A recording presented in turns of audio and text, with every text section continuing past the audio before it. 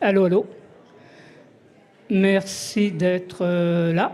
Je m'appelle André-Louis Paré, je suis directeur et rédacteur en chef de la revue Espace. Et comme vous le savez, ou je vous l'apprends, la table ronde de cet après-midi, que nous apprennent les oiseaux, sont en lien direct avec le prochain numéro qui va paraître à la fin mai.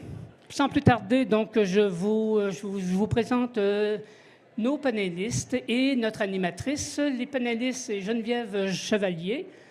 Vous pourriez aller sur son site, vous auriez une très, très longue description de son travail, mais là, je vais retenir quelques phrases. Geneviève Chevalier est artiste et professeure à l'Université Laval. S'inspirant d'approches documentaires et expérimentales, elle porte un regard critique sur la conception du vivant hérité de la modernité. Elle a bénéficié de plusieurs résidences d'artistes et sera cet été en résidence au Jardin de Métis. En 2023, elle a fait paraître une monographie sur le projet Mirma. Et en 2024, son travail a été présenté au FIFA, au Festival international du film sur l'art, dans la programmation Forêt. Richard Rigby et Marie-Lou Lemens créent des installations de vidéos, des sculptures, des photographies, des livres d'artistes et des œuvres d'art public. Leur pratique collaboratrice allie une recherche rigoureuse à une exploration matérielle spécifique à chaque projet afin de cerner les questions à l'intervention de l'écologie et de l'économie. Récemment, leurs œuvres ont porté sur un élargissement du concept d'hospitalité, de soins et de communication entre les espèces, et je crois que c'est surtout de ça dont il sera question aujourd'hui. Et puis enfin, notre animatrice, Josiane Poirier, est historienne de l'art, autrice et commissaire indépendante. Ses travaux se situent à la rencontre de l'art et de la production de l'espace. Ses recherches traitent notamment d'art public, d'images de la ville, du paysage nocturne et du vivre ensemble. En 2022, elle publia l'essai Montréal fantasmagorique ou la part d'ombre des animations lumineuses urbaines aux éditions Luxe. Et puis, elle est directrice artistique depuis 2022 également de la Fondation, directrice donc artistique de la Fondation Grande Tam pour l'art et l'environnement. Alors, je lui cède la parole et je vous dis bonne chance et merci.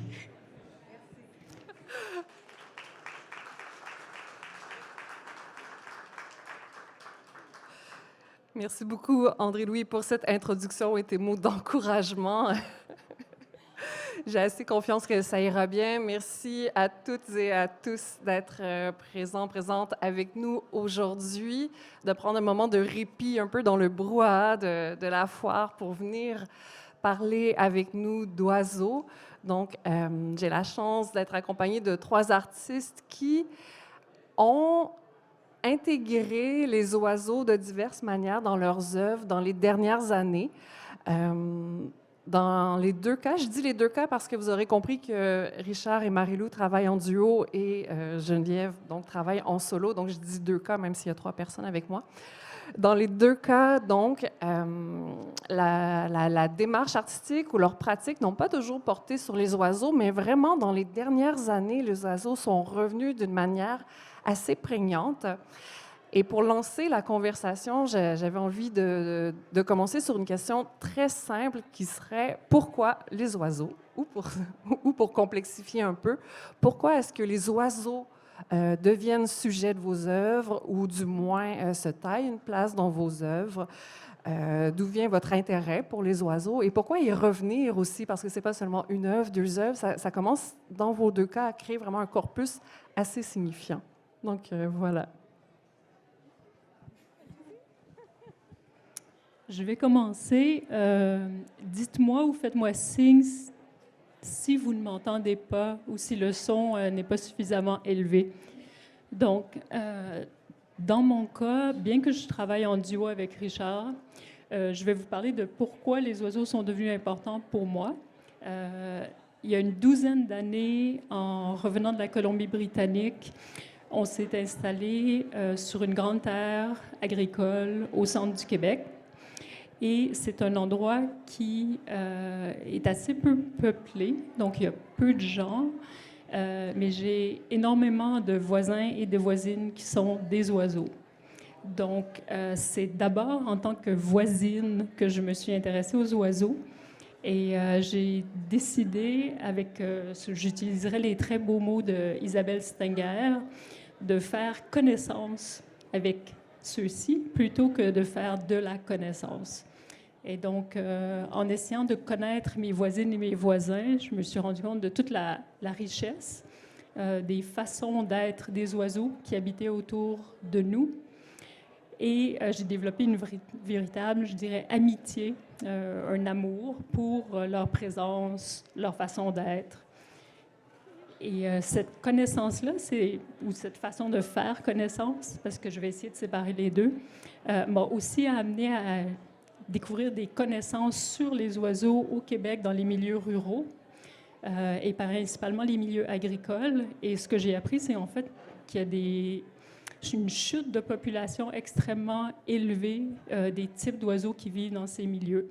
Donc, si on pense bien sûr aux oiseaux qui sont des insectivores aériens, la chute depuis les années 70 jusqu'à aujourd'hui, c'est des proportions incroyables des populations qui vont jusqu'à 95 et plus, et c'est très commun.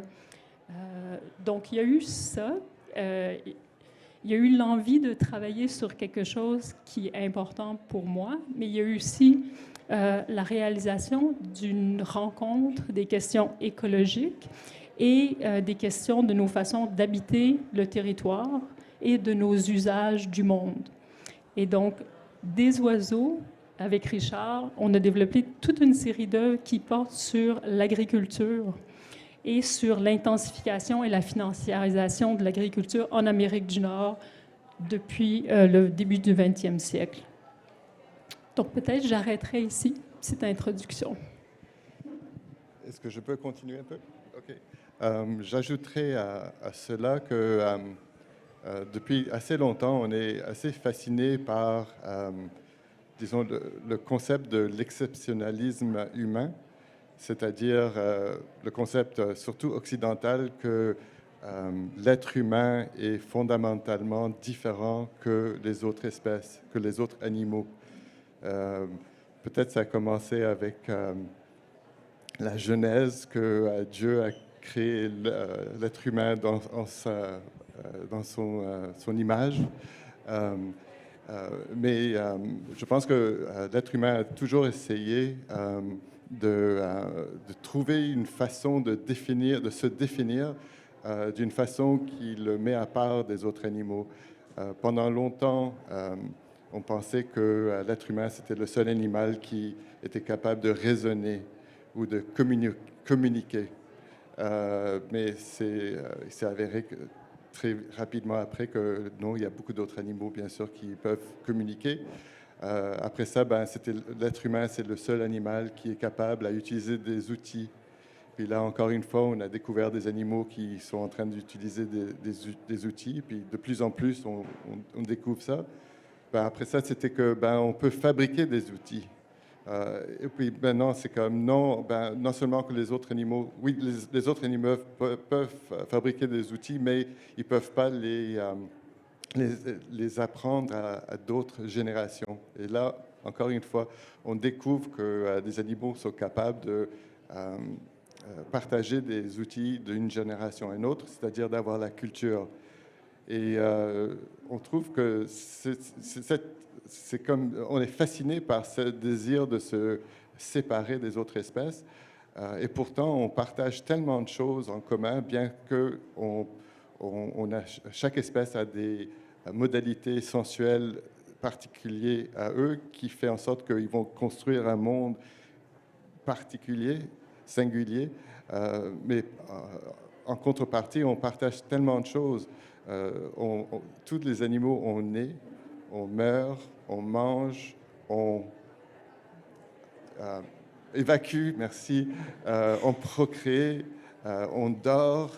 Il y a tellement de choses que tous les animaux partagent qui fait en sorte que c'est tellement évident qu'on est tous dans le même monde. Et je pense qu'avec le désir d'explorer cette idée-là dans l'art, je pense que les oiseaux ont représenté une espèce vraiment formidable pour ce genre d'exploration. Bien que, en tout cas, ils communiquent énormément, ils utilisent des outils, mais en plus, il y a tellement d'éléments qui nous différencient des oiseaux. Ils sont petits, ils volent, ils font des grandes migrations, ils sont nés dans des œufs. En tout cas, donc, je pense que c'était vraiment pour explorer la continuité entre l'être humain et les autres espèces qui nous a menés à travailler beaucoup sur les oiseaux. Ben, en fait, pour ma part, je partage plusieurs là, je dirais des expériences que Marie-Lou et Richard ont évoquées.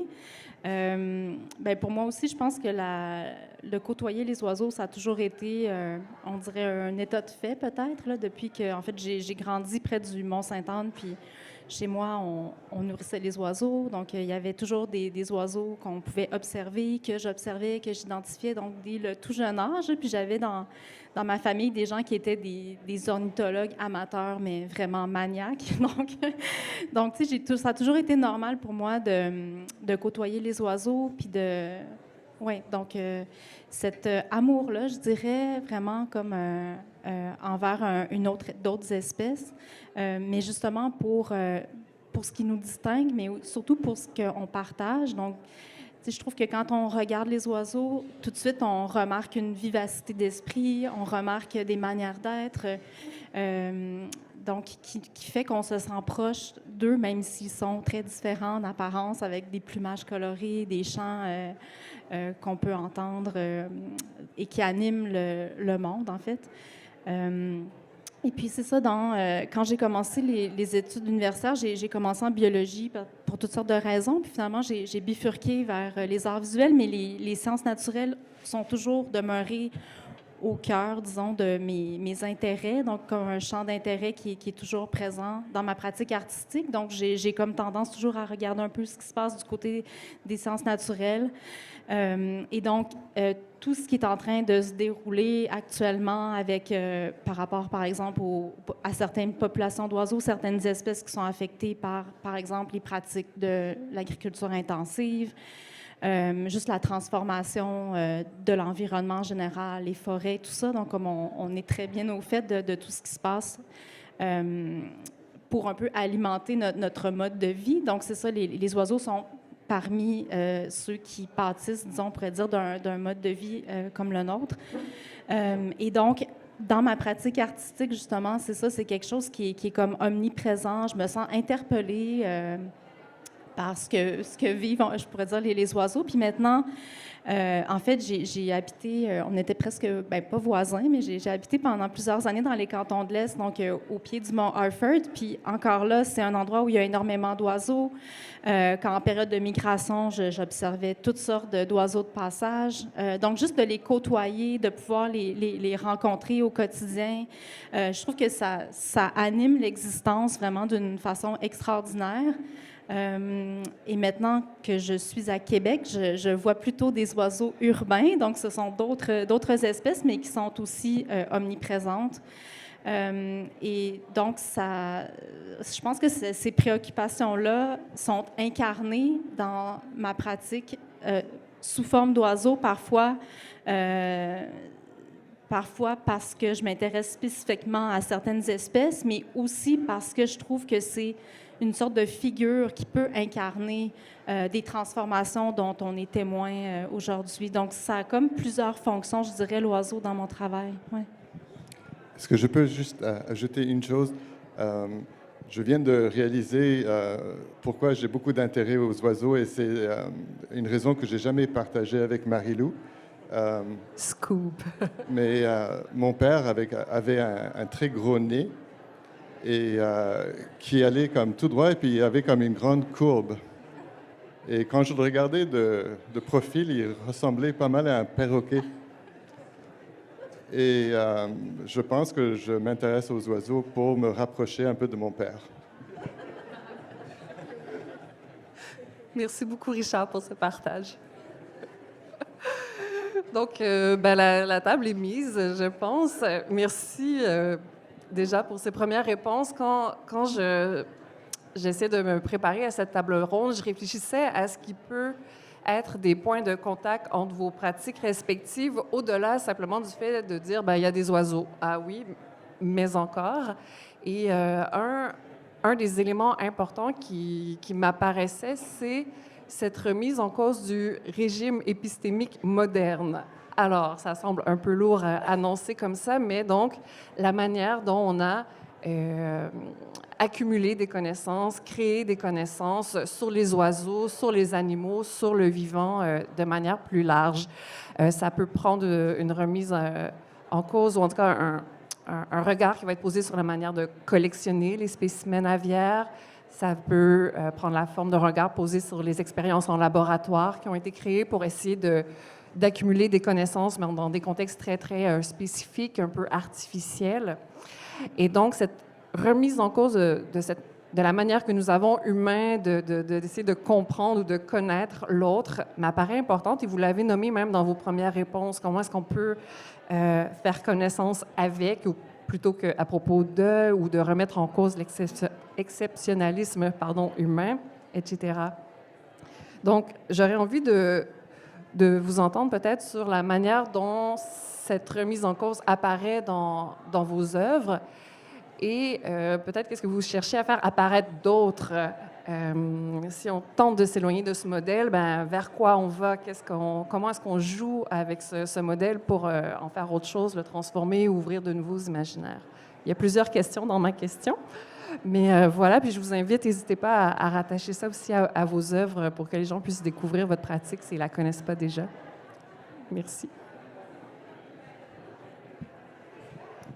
Oui, donc, en fait, c'est ça, on a retenu quelques images, chacune, là, pour un peu rendre ça plus concret, mais en fait, justement, avec la sortie du numéro d'Espace, j'ai travaillé sur un texte avec Jean-Siane Bélanger autour de, comme tout un cycle d'œuvres qui s'est intitulé Mirement. Donc, le thème renvoie à la notion de navigation. Puis c'est comme tout un travail que j'ai fait dans le contexte d'une résidence qui s'est déroulée en 2 volets à Londres, au studio Acme. Et donc, l'oiseau apparaît dans ce projet-là, je dirais pour différentes raisons. C'est comme s'il occupait plusieurs fonctions, mais ce que je voulais faire à travers le projet, c'était un peu de creuser pour comprendre justement, quelles sont les traditions liées à la connaissance, liées au savoir, les traditions en particulier qui sont apparues à partir du 17e siècle et au 18e siècle, donc au moment où vraiment la pensée est devenue scientifique. Parce que je m'intéresse beaucoup aussi au musée, donc aux manières qu'on a d'accumuler le savoir dans les collections, d'exposer, donc comment on expose le vivant à travers les collections d'histoire naturelle, entre autres. Et donc, dans le projet Mirement, il y a eu des recherches qui ont été faites dans les collections du Musée d'histoire naturelle de Londres. C'est un musée qui compte énormément de spécimens types. Donc, c'est des spécimens à partir duquel une espèce est définie. Donc, un peu l'exemple type, on pourrait dire. Et donc, cette manière-là d'appréhender le vivant en allant tuer des oiseaux pour les accumuler dans les réserves. Donc, l'idée d'extraire, justement, mais surtout de décontextualiser, de ramener vraiment à sa plus simple expression le vivant. Mais en fait, ça ne correspond pas du tout à la réalité des choses. Donc, en déterminant, en classifiant, en identifiant certaines propriétés comme étant celles qui vont définir quelque chose, en fait, on passe vraiment à côté de qu'est-ce que c'est en réalité. Et donc, le travail cherchait un peu à comprendre vraiment, c'est moi qui voulais comprendre. Donc, j'ai comme fait des recherches un peu pour comprendre un peu la philosophie, je dirais, mais donc l'épistémologie de l'époque, mais en passant par l'oiseau, parce que, entre autres, dans les collections, on retrouve énormément de peaux, de squelettes, mais on retrouve aussi le phénomène des ménageries, donc puis aussi le lien avec on pourrait dire le colonialisme. Donc, les grandes routes du commerce triangulaire qui ont amené les gens à transporter des biens pour les échanger contre des personnes, pour les amener sur des plantations et pour ramener les produits, servaient aussi à constituer les collections, les herbiers, les collections d'histoire naturelle. Donc, tout ça est interrelié, en fait. Donc, la possession de territoire à l'étranger, la connaissance, la découverte de ce qu'on considère comme exotique. Et donc, la figure de l'oiseau est comme apparue rapidement comme vraiment quelque chose qui devenait très parlant de différentes manières. Mais donc, j'ai documenté à travers le projet, il y a eu plusieurs volets, mais donc des collections d'histoire naturelle. Celles-là sont celles de l'Université Laval. En fait, l'Université Laval avait récupéré les collections de l'ancien musée de la province, qui était le musée avant le Musée national des beaux-arts, qui est un musée encyclopédique. Donc, pendant la pandémie, j'ai documenté les peaux d'oiseaux qui sont en fait les collections scientifiques que les scientifiques vont étudier. Mais un peu pour faire ressortir comment ces spécimens-là sont maintenant... en fait, ils peuvent servir à faire de la recherche en lien avec les transformations que l'on voit se déployer dans le temps. Et donc, aujourd'hui, ils ont une sorte de fonction, on pourrait dire, de recherche, même si le passé ou l'origine est complètement problématique. Mais donc, je voulais un peu démontrer comment on conserve les spécimens dans les musées, mais aussi toute la notion de conservation. Quand je regarde, c'est ça l'image que vous voyez présentement. Donc, il y avait... en fait, ça, c'est une œuvre qui prenait la forme d'une projection en temps réel. Donc, il y avait une base de données qui affichait, selon des critères qui étaient de nature scientifique, mais aussi parfois esthétique, des images, photos et vidéos qui montraient les spécimens de la collection, mais aussi les gestes qui sont posés par la conservatrice, les membres du personnel de la collection des bibliothèques de l'Université Laval. Et donc, ce rapport-là, je dirais, au savoir, à la connaissance, me semblait important, mais aussi, justement, le rapport historique. Donc, c'est un peu ça que met en dialogue le projet Mirement. Peut-être je vous cède la parole, si. Est-ce que tu veux... Oui. Très, très brève histoire au niveau de la science. À la fin du 19e siècle, bien sûr, Charles Darwin a publié The Origin of the Species, où il a parlé de la continuité entre l'être humain avec les autres espèces. Ceci, à l'époque, a encouragé énormément de scientifiques de parler des capacités cognitives des autres espèces, comme s'ils étaient capables de faire plein de choses. Et d'ailleurs, l'assistant de Darwin, dont son nom m'échappe, il avait recueilli plein de lettres de personnes partout dans le monde qui leur racontaient qu'est-ce que leur chat était capable de faire, qu'est-ce qu'ils ont observé un loup en train de faire. Et il les a publiées. Et il y avait des choses, peut-être qui étaient vraies, mais il y avait des choses vraiment de pure fantaisie. Et ceci a eu comme effet dans le monde scientifique de adopter une perspective extrêmement sceptique. C'est-à-dire, premièrement, tout doit être... toute connaissance sur les animaux au niveau de leur cognitivité devait être observée dans un milieu de laboratoire. Si on observe quelque chose dans la nature, avant qu'il soit admis dans le domaine de la connaissance, on doit le reproduire dans un laboratoire dans des conditions très strictes. Et deuxièmement, il y a eu un ethnologue, j'ai oublié son prénom, mais c'est quelque chose Morgan, qui a créé comme ce qu'on appelle aujourd'hui le canon of Morgan's, le canon de Morgan, qui est que toute interprétation du comportement d'un animal doit toujours prendre je ne sais pas comment l'exprimer. Est-ce que tu es capable, toi? C'est-à-dire que ce qu'on observe chez un animal, si on peut associer ce comportement-là à une forme d'intelligence plus basse, on doit choisir de l'identifier sur la forme d'intelligence la plus basse. On pourrait dire, par exemple, que, disons, je sais pas, un singe qui va te dire au revoir quand vous vous quittez, si vous vous êtes vu plusieurs fois, qui se rappelle vos rencontres précédentes, donc qui a une mémoire, qui a un sens du temps. Mais on peut dire aussi qu'il le fait par imitation. Ou s'il y a un comportement qui est jugé encore plus simple cognitivement, on va choisir le plus simple. Merci. Et l'autre chose qui était comme vraiment tabou dans le domaine scientifique, c'était l'anthropomorphisme, c'est-à-dire d'éviter à tout prix d'attribuer des comportements ou expliquer des comportements des animaux à travers nos comportements et nos concepts et nos façons de faire. Ceci a eu un effet de, premièrement, extrêmement sous-estimer les capacités cognitives des autres espèces, mais aussi de créer une séparation énorme et aussi un manque d'empathie envers les autres animaux. Et ceci nous a amené à créer plusieurs œuvres qui ont traité de la capacité cognitive des animaux afin de souligner leurs capacités. Le premier qu'on a fait, ça s'appelle Anthology of Performance Pieces for Animals, où on a repris environ une cinquantaine d'expérimentations faites par des ethnologues, des neurologues, des psychologues depuis le début du XXe siècle sur les animaux dans les laboratoires, et on a repris l'architecture qui a été créée pour mesurer leur intelligence, et on a associé avec cette structure-là des textes qui ne décrit pas les objectifs ou les conclusions des expériences-là, mais qui décrit qu'est-ce qui était attendu de l'animal ou qu'est-ce que l'animal devait faire.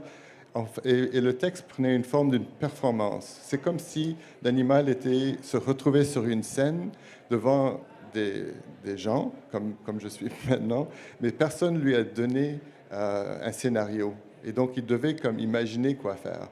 Et après ça, on a créé quelque chose qui s'appelle la cabane communautaire d'outils pour les animaux, pour les oiseaux. Ben, c'est une cabane, ici, il est érigé sur un toit. C'est une cabane faite avec du bois recyclé, dans lequel on a mis plein de différents objets que les oiseaux ont été observés d'utiliser comme des outils. C'est des outils, soit c'est du rembourrage pour leur nid, ça peut être des petits morceaux de brindilles pour chercher des insectes. Et on les a catégorisés d'une façon assez ludique, mais aussi on a ajouté plein d'autres objets que les oiseaux, on n'a pas encore observé les oiseaux utiliser, mais on peut imaginer qu'un jour ils pourraient les utiliser, tels que des allumettes ou des choses comme ça. Mais peut-être là où je voudrais intervenir, c'est de replacer ces considérations-là dans une transformation, je pense, très, très large qui se passe en ce moment dans toutes les disciplines, qui est une remise en question des épistémologies modernes.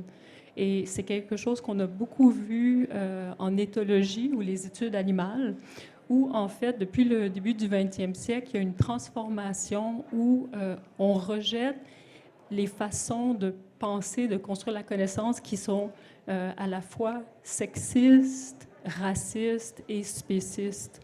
Et je pense que notre travail, s'il se porte très particulièrement sur les oiseaux, il s'inscrit quand même dans ce désir-là de multiples, qui vient de multiples disciplines, de toutes sortes de façons de faire, de penser notre rapport avec les autres, puis de penser comment faire de la connaissance différemment.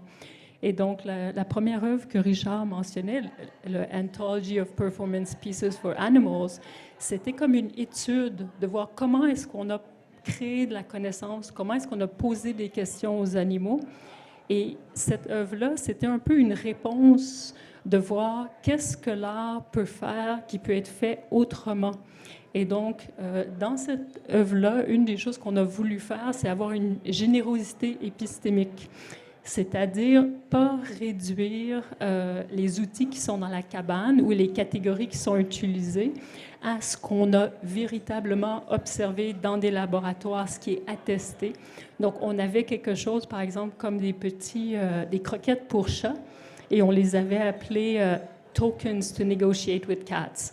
Donc, on a dit, ben oui, on connaît certaines choses sur les oiseaux, mais il y a plein de choses qu'on ne connaît pas, ils pourraient nous surprendre, et ils apprennent constamment.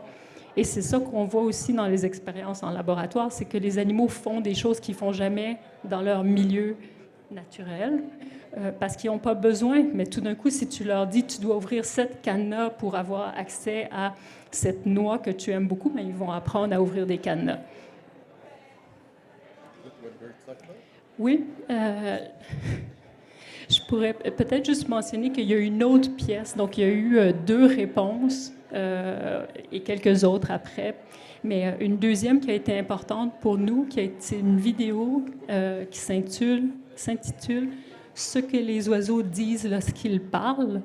Et donc, on a décidé de jouer avec cette autre capacité qui avait été longtemps réservée aux humains, qui est celle de parler. Et on a fait une vidéo qu'on voit ici, dans laquelle, pendant environ 25 minutes, on entend des paroles d'oiseaux de différentes espèces, une après l'autre, et qui peuvent être un monologue, un dialogue, un groupe qui parle ensemble. Et on voit le texte qui est une transcription humaine faite de ce que certains humains ont pu imaginer que les oiseaux disaient. Et une chose que ce vidéo-là nous a permis de faire, c'est d'aller regarder à travers l'histoire, à travers les cultures, donc en dehors de la modernité occidentale, comment est-ce que les humains avaient pu imaginer ce dont les oiseaux étaient capables. Et on se rend compte qu'il y a des groupes d'humains à certains moments donnés qui ont donné beaucoup de latitude à ce qu'ils imaginaient que les oiseaux pouvaient dire, et même que ce que les oiseaux disaient ont inspiré les poètes, ont été des modèles de comportement, de chants d'amour, etc. Mais donc, on a mis sur une même base, on a traité sur un pied d'égalité toutes les façons d'interpréter et de penser ce que les oiseaux disent. Donc, les interprétations les plus récentes, par exemple, en sciences, en ornithologie, des différences syntactiques entre 2 groupes d'oiseaux qui resteraient dans des territoires différents vont se retrouver à côté de poèmes qui viennent de la Perse, par exemple. Merci beaucoup. Le temps file, c'est incroyable, mais j'avais envie de vous poser quand même une dernière question, toujours dans cette idée de réfléchir à ce qui unissait vos œuvres au-delà d'un intérêt pour les oiseaux. Il y avait cette remise en cause donc, de la manière de créer des connaissances, mais il y avait aussi un intérêt très fort pour la question de l'habitat, soit la disparition des habitats ou leur transformation. Une question qui est assez urgente, je crois, on n'arrête pas de le souligner rapidement, mais on constate quand même un déclin important des populations aviaires à travers le monde. Et donc, la question de savoir est-ce que nos milieux sont accueillants pour les oiseaux se pose d'une manière assez urgente, et vos œuvres, de différentes manières, abordent ces enjeux-là. Donc, j'avais envie de vous lancer, de vous demander, donc, de vous exprimer sur cet enjeu des habitats des oiseaux, puis comment est-ce que ça apparaît dans vos œuvres? OK. Oui, mais en fait, peut-être je pourrais dire quelques mots sur les recherches que je suis en train de faire en ce moment en lien avec l'habitat. C'est un exemple, mais en fait, je m'intéresse depuis quelques mois, je dirais, mais en fait, des dernières années, sur comment les organismes ou les organismes en art s'intéressent au milieu immédiat qu'ils occupent, donc l'aménagement, l'architecture. Et j'ai commencé à regarder un peu différents cas où il va y avoir comme ça un souci pour pour le vivant de manière plus large.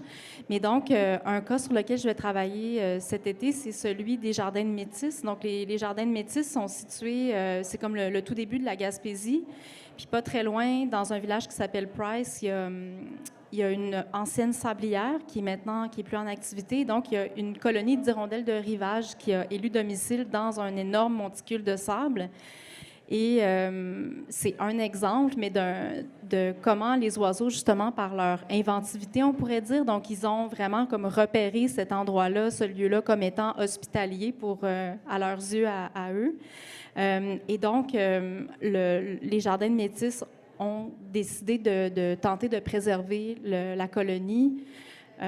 Et donc, c'est un projet que je trouve qui est très intéressant parce que c'est un exemple, en fait, d'un lieu culturel qui a une collection de bâtiments, d'objets, d'archives, de jardins. Comment un lieu culturel peut un peu prendre les devants puis conserver un habitat comme ça d'une espèce qui a un statut menacé parce que c'est un oiseau qui niche sur les berges. Puis, on sait, avec la montée des eaux, souvent, on va privilégier l'enrochement. Donc, on perturbe l'habitat, justement, de plusieurs espèces.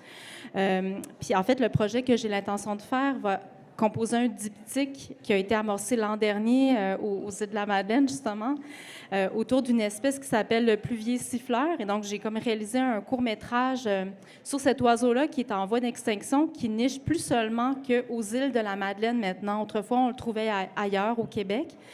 Mais c'est fou, maintenant, il y a une vingtaine de nids seulement de l'oiseau qui parcourt. On parlait de migration tantôt. Donc, c'est un minuscule oiseau qui parcourt des milliers de kilomètres pour arriver sur les plages des îles de la Madeleine, puis les plages où on pratique toutes sortes d'activités de loisirs qui détruisent le nid de l'oiseau. Donc c'est comme, il est complètement menacé de toutes parts pour plein de raisons. Et donc, grâce à des gens aux îles de la Madeleine, j'ai comme réussi à trouver certains endroits où il y avait des nids pour filmer l'oiseau, mais aussi faire des recherches justement sur un peu cette histoire-là, tu sais, de rapport qu'on entretient avec une espèce comme celle-là. Donc, ça devient un peu comme un exemple, là, en quelque sorte, mais d'aller à la rencontre, je trouve, tu sais, moi, je travaille plus en images, donc j'ai une caméra, je me déplace sur les lieux, puis je passe beaucoup de temps à observer, à chercher, à filmer, puis ça rapproche beaucoup, je trouve, tu sais, quand on fait un travail de recherche sur une espèce. On doit lire, on doit s'informer, mais aussi c'est comme cette rencontre-là qui est comme vraiment fabuleuse, puis qu'on essaie de transmettre ensuite de différentes manières à travers nos pratiques. Ouais. Mais oui, la question de l'habitat est cruciale parce que vraiment, on sent que ça affecte énormément là, les espèces, parce qu'on dirait que comme de toutes parts, justement, par les pratiques que vous évoquiez tantôt aussi de l'agriculture intensive, là, c'est... ouais. Enfin, je vous laisse poursuivre, peut-être. La question de l'habitat puis des territoires, elle est vraiment très, très grande et elle occupe beaucoup de place dans mes réflexions puis dans notre pratique.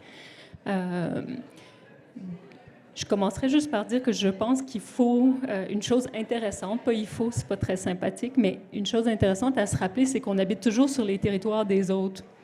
Donc, par exemple, chez moi, je faisais un petit dessin hier et je faisais des cercles pour les territoires de différents animaux que je connais et ma maison, et je réalisais qu'il y a plein de superpositions de territoires et que j'habite en fait sur le territoire des fourmis, du bruant chanteur, des hirondelles, etc. Et donc, je pense qu'il y a une urgence à repenser nos territoires et les territoires urbains également, pas juste les territoires ruraux comme où je vis, comme des espaces partagés, des espaces multispécifiques où on est vraiment dans de la cohabitation avec d'autres agents sociaux et de voir toutes les formes de vie comme des agents sociaux qui sont capables de communiquer, d'interagir, de réagir, de prendre des décisions libre et aussi d'entrer en conflit d'intérêts avec des frictions dans nos utilisations de ces territoires-là. Et en fait, une des premières choses qu'on a fait quand on a commencé à s'intéresser aux oiseaux chez nous, c'est qu'on a ralenti le rythme des coupes du foin de 3 semaines. Donc, pour donner le temps aux oiseaux qui nichent au sol d'avoir leur bébé et que les bébés soient prêts à s'envoler, qu'on allait venir avec la machinerie couper le foin. Donc, il y a des choses qui sont très faciles, qui sont au niveau des rythmes, de la temporalité qu'on peut faire pour améliorer la cohabitation. Et plus récemment, bien, on a eu la chance de développer avec Richard des projets en art public, donc des œuvres d'art permanentes qu'on est en train de bâtir qui vont venir notamment à Granby, près d'une école primaire à Shefford. C'est pas tout à fait Granby, c'est Shefford, et qui vont être 2 tours triangulaires faites à l'extérieur de briques vernissées et à l'intérieur qui sont conçues pour être très accueillantes pour les nids de martinets ramoneurs.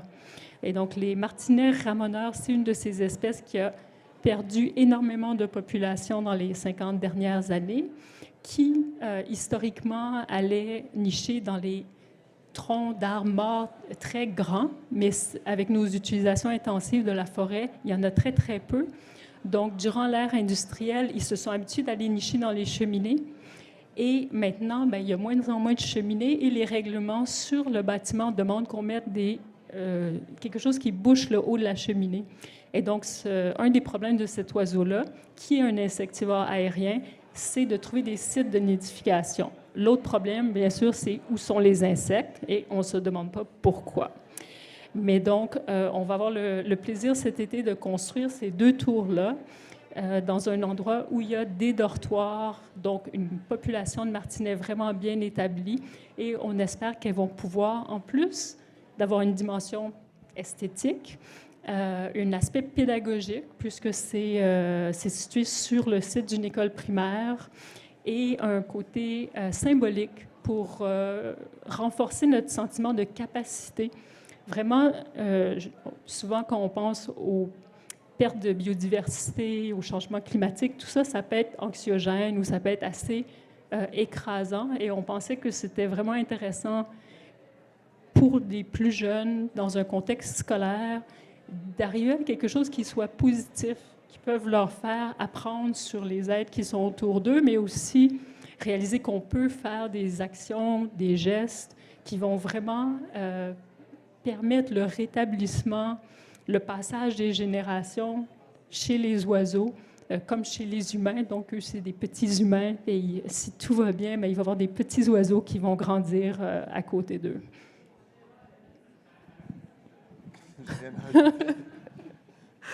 Génial, merci beaucoup pour vos réponses. On est rendu au moment où on pourrait ouvrir les questions à l'assistance. S'il y a des personnes dans la salle qui veulent poser des questions à nos 3 artistes, Marie-Lou, Richard et Geneviève, vous êtes vraiment les bienvenus. Il y a Emiko dans la salle avec un micro, donc ne soyez pas gênés si vous avez des questions.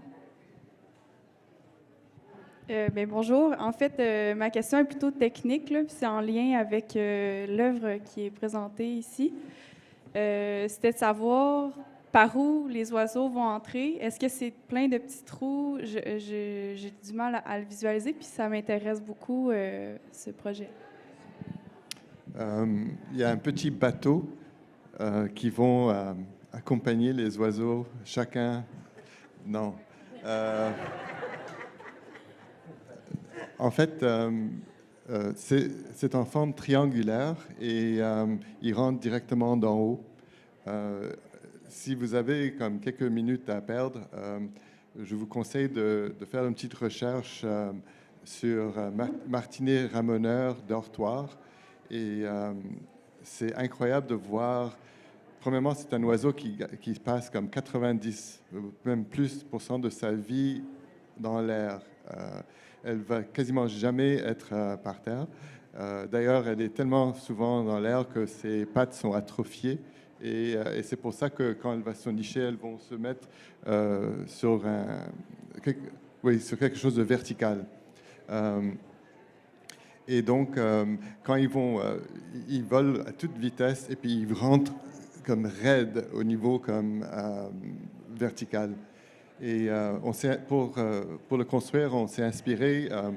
Il y a comme je dirais pas une tendance, mais il y a certaines personnes en Amérique du Nord qui construisent des tours pour martinets ramoneurs, particulièrement aux États-Unis. Il y en a quelques-uns au Québec.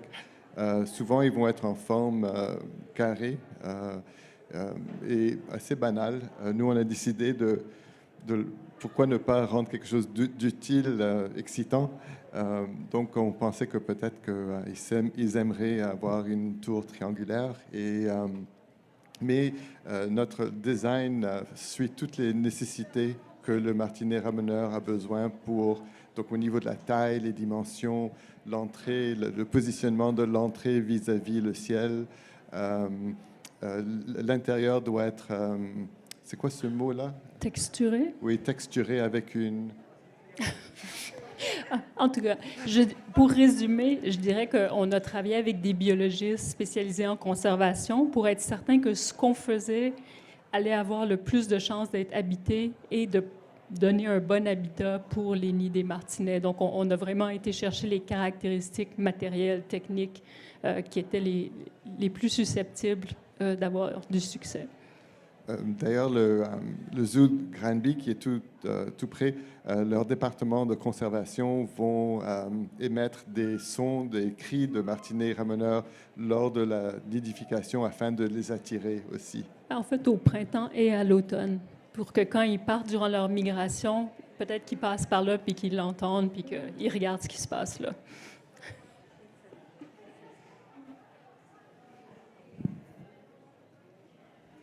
Est-ce qu'il y a d'autres questions? Oui, merci.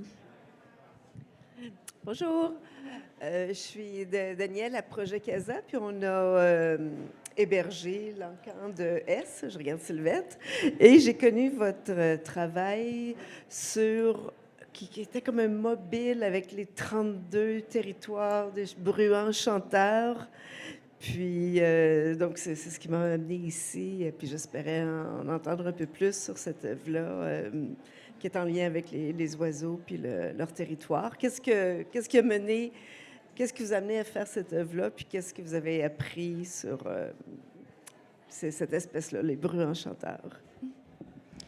C'est une œuvre qu'on a réalisée l'année dernière qui s'appelle « Les territoires de 23 bruants chanteurs ». Et en fait, c'était une œuvre à laquelle on avait pensé il y a longtemps, quand on a commencé à s'intéresser à la question des territoires, puis comment est-ce que différents oiseaux, mais aussi différents animaux font leur territoire. Et on avait voulu comme se plonger là-dedans, mais c'était trop complexe et on avait comme mis ça de côté. Mais là, l'année dernière, on a eu le moment, puis on s'est dit, OK, on va faire l'œuvre. Ça s'inspire du travail d'une ornithologue américaine des années 1930 environ, qui a été très, très active, vraiment une pionnière. Et là, je me souviens plus de son nom, j'ai comme le nom de quelqu'un d'autre en tête, mais une des choses qu'elle avait faites, c'est que c'était une femme au foyer. Donc, elle avait des compétences scientifiques, elle avait un sens de l'observation incroyable, elle a publié plein de livres, mais elle n'a pas pu avoir une carrière scientifique. Et donc, puisqu'elle avait plusieurs enfants, elle observait les oiseaux qui étaient directement derrière chez elle, dans son jardin. Donc, c'était son site d'observation. Et elle avait beaucoup observé les bruants chanteurs. Et une chose qu'elle a développée, c'est qu'elle a bagué des oiseaux individuels, en fait, pour connaître quelque chose qu'elle a amené à l'ornithologie, qui est l'idée de l'histoire de vie d'un oiseau. Donc, plus d'une espèce ou d'un groupe, mais d'un oiseau singulier, puis les relations entre les différentes générations, puis tout ça. Et donc, on s'est inspiré de son travail pour créer cette espèce de mobile qui représente des territoires à un moment donné de ces 23 bruants chanteurs. Merci. Est-ce qu'il y a d'autres questions dans la salle? Ah oui. Allô. Tout d'abord, merci pour toutes ces paroles. C'est fascinant, le travail de recherche que vous avez fait. J'ai une question. J'ai l'impression que dans votre travail, parfois, en filigrane, il y a une position qui se veut un peu activiste. Est-ce que c'est un terme dans lequel vous vous reconnaîtriez ou pas du tout? Est-ce qu'il y a une position de militance, en fait, pro-animal, par exemple, ou pas du tout, c'est une position purement scientifique ou artistique?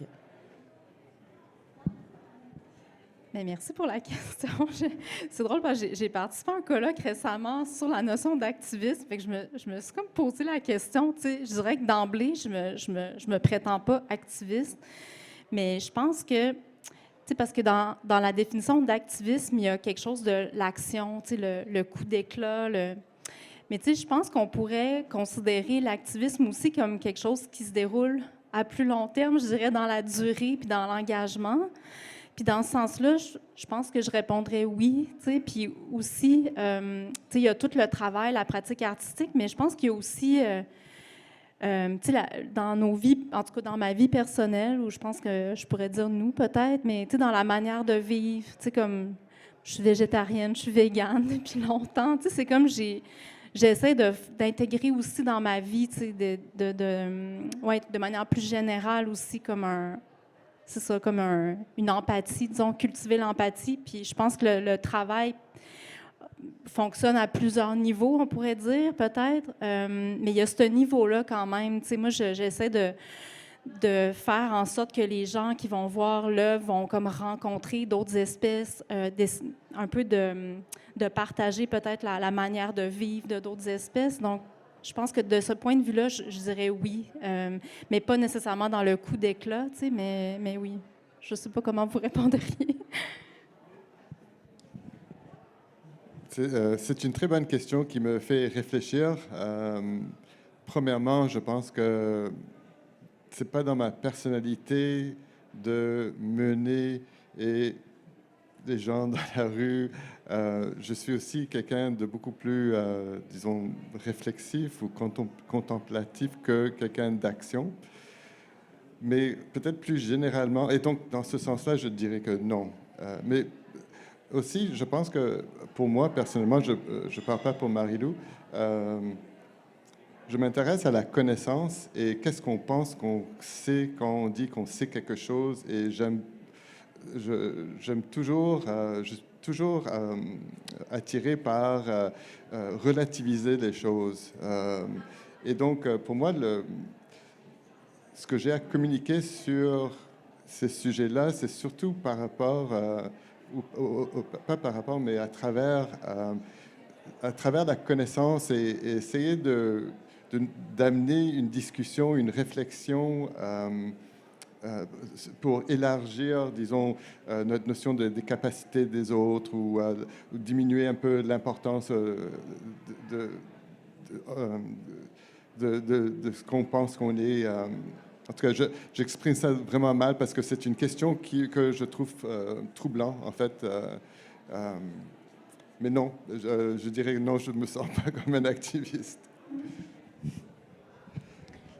Bon, à mon tour, je pense que c'est vraiment comment on va définir la question d'activisme et comment on se reconnaît dans cette question-là. Moi, je suis un peu à cheval, je dirais, entre... Il n'y a pas une dimension claire d'activisme. D'une part, une œuvre comme celle-ci, qui s'appelle Les Maisons, c'est une œuvre qui est pragmatique. C'est une œuvre qui dit, ben, on a un problème, voici une solution, et la solution peut être une œuvre d'art écologique permanente. Et à travers ça, ce qui est vraiment génial, c'est que je pense que ça ouvre le domaine de l'art public au Québec permanent à des œuvres d'art écologiques, des œuvres qui visent la cohabitation, qui vont peut-être avoir... Ça va peut-être ouvrir à plein de pratiques super intéressantes qui ont de la difficulté à se faire en ce moment. Je pense qu'il y a une ouverture dans le milieu de l'art public à ce que ça se fasse, mais en même temps, les programmes sont vraiment dessinés pour que ça ne se fasse pas. Donc, l'entretien, ça ne doit pas exister. On n'a pas d'argent pour le suivi dans le temps. Donc, tout ce qu'une œuvre d'art écologique demande ou tout ce que des œuvres qui viseraient des meilleures cohabitations entre les espèces ne peuvent pas se faire. Puis, on a vraiment besoin de ça dans les villes, dans les campagnes. Donc, j'espère que ça va pouvoir ouvrir des portes. Il y a des fois des occasions de faire des choses comme ça, pratiques avec l'art, mais je ne demanderai jamais aux artistes de régler les problèmes de société. Je pense qu'il y a d'autres choses qu'on peut faire.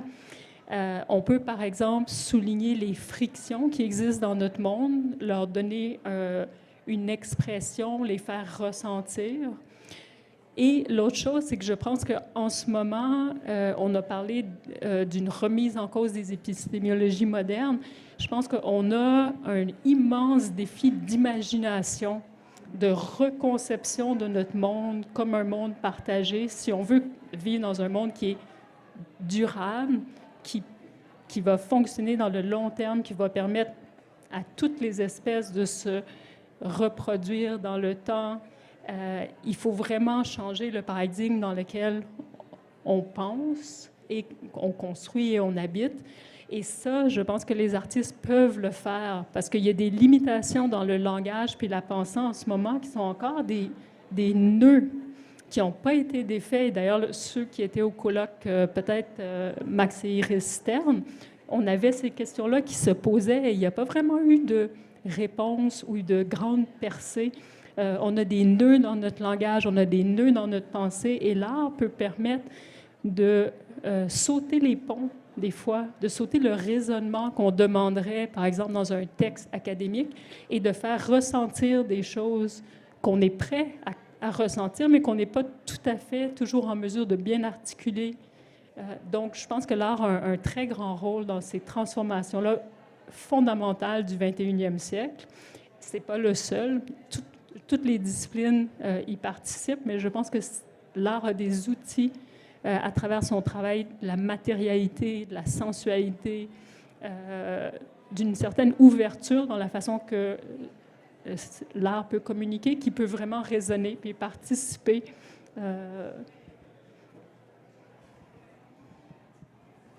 Merci beaucoup. On aurait peut-être le temps pour une dernière question si quelqu'un veut se lancer. Déjà, merci pour votre temps. Ma question pour vous, c'est justement dans un contexte où il faut repenser la vision très anthropocentrique de l'humain. Est-ce que vous pensez que c'est assez de repenser la pratique artistique ou justement il faudrait aller au-delà de ça puis repenser l'environnement où l'art existe? C'est justement, c'est juste par l'art public. Comment est-ce que vous pensez le contexte plus muséal ou de galerie? Je peux dire quelque chose, mais en fait, oui, je pense que il y a des organismes, si on pense à les organismes qui présentent l'art, mais aussi les pratiques, on pourrait penser aux pratiques artistiques, commissariales, donc muséales aussi. J'ai l'impression qu'il y a une place à prendre pour considérer justement l'autre, parce que historiquement, on dirait que nature et culture ont comme été un peu séparées. Je pense qu'il y a des manières de faire à inventer, comme Marie-Lou le disait. Donc, je ne sais pas, il y a un centre d'artistes dans la région du Saguenay qui a fait l'acquisition de, je pense, c'est comme 60 hectares de forêt qui peut être investi par des artistes. Il y a un musée, le musée de la chasse en France, qui a un domaine où est-ce qu'il y a des collaborations avec des chercheurs, mais aussi avec des artistes pour réfléchir à la notion de conservation. Moi, j'ai l'impression que c'est quelque chose qui se passe de toute façon depuis vraiment longtemps. Il y a plusieurs artistes qui collaborent avec des scientifiques, des gens en philosophie. De plus en plus, on voit il fallait que les disciplines se rencontrent de nouveau, on pourrait dire. On est allé tellement loin dans l'ultra-spécialisation. Je pense que l'art a vraiment un rôle important à jouer de ce point de vue-là. Mais on le voit, on le remarque de plus en plus que les sensibilités évoluent rapidement. Puis, donc, moi, j'ai l'impression qu'on va voir ça de plus en plus, juste la manière d'être de l'architecture dans le paysage, dans l'environnement. Comment on empêche que les fenêtres font que les oiseaux se tapent dedans. Ce genre de considérations-là, il faut rapidement là, en tenir compte puis modifier nos façons de faire. Puis je pense que l'art, justement, comme Marie-Lou l'a si bien dit, peut donner permettre d'imaginer, dans le fond, comment on pourrait faire autrement. Bien, en fait, peut-être que je te demanderais de repréciser. La question était très grande et peut-être juste soit de la répéter ou de la repréciser. Juste dans la mesure où faudrait penser peut-être l'art en dehors du contexte. Je veux dire, faudrait penser l'art dans son contexte. Ou c'est-à-dire que l'art n'existe pas juste dans sa forme physique, mais aussi en relation avec son environnement dans lequel il existe. Wow! C'est encore plus grand que je pensais. C'est vraiment, je veux dire, c'est la question, là. Ben, ce qui est intéressant dans la question, c'est que ça défait un peu des dichotomies, justement, que, tu sais, l'art, ça se fait dans des institutions, où ça nous amène, en tout cas, à imaginer qu'est-ce que ça pourrait être un art qui existe différemment dans son contexte. Et là, je pense qu'il y a énormément à inventer. Puis je pense que Geneviève pointait vers des possibilités. Et aussi, je pense qu'il y a lieu de valoriser puis de donner de l'attention à ce qui se fait déjà. Parce qu'il y a des centres d'artistes, il y a des programmes curatoriaux, il y a des événements qui font des choses extraordinaires dans ce sens-là au Québec et qui ne sont pas nécessairement tellement connus ou mis de l'avant. Et je pense qu'en voyant ce qui se fait déjà, ça pourrait inspirer d'autres pratiques, d'autres initiatives. Là, il y a quelques événements. Par exemple, on était tous les 3 aux îles de la Madeleine avec Alfia, qui est une résidente permanente, pour faire une résidence avec un centre qui s'appelle Anne-Marie, qui est sur les îles. Et c'est un centre qui n'a pas de centre d'exposition. Donc, nous, on a collaboré à un projet avec Josiane.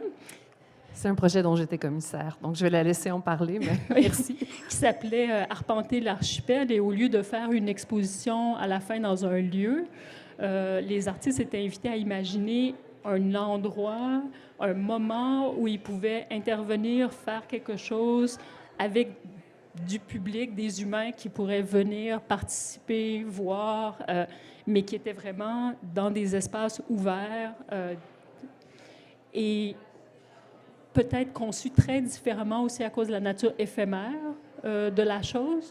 Donc, c'est des petites altérations, disons, à la façon dominante de présenter l'art, mais qui permettent déjà de penser qui est le public. Tu sais, quand tu as des insectes autour, quand tu es dans une forêt, et peut-être d'avoir un rapport au site où on travaille comme artiste, qui est assez différent finalement. Mais merci pour la grande question.